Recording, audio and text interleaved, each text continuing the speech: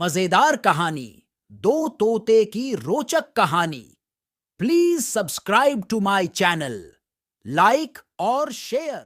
एक समय की बात है। एक राजा शिकार करने की इच्छा से अपने समूह के साथ किसी घने जंगल से गुजर रहा था। उन्हें काफी देर तक तलाश करने पर भी कोई शिकार नजर नहीं आया। वे धीरे धीरे उस घनघोर जंगल के अंदर जाते गए।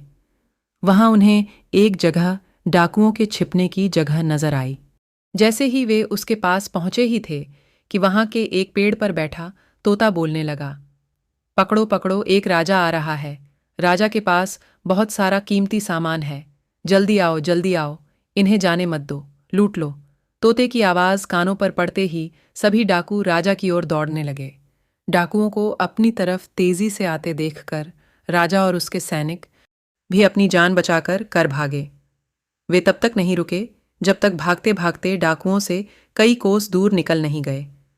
सामने एक बद्दा सा पेड़ देखकर सब वहां रुके। कुछ देर आराम का सोचकर उस पेड़ के नीचे पहुंचे।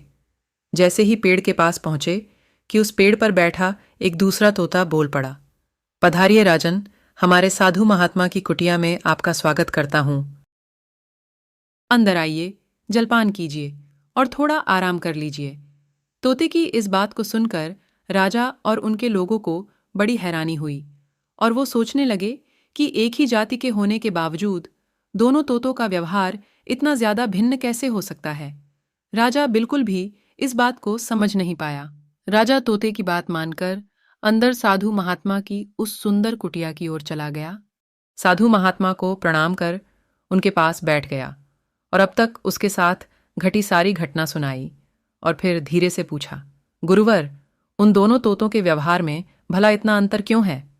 साधु बाबा ने राजा की सारी बातें सुनी और बोले, राजन, ये सिर्फ संगति का असर है बस, और कुछ भी नहीं। डाकुओं के साथ रहते रहते पहला तोता भी उन्हीं की तरह हो गया और उन्हीं को भाषा बोलने लगा है।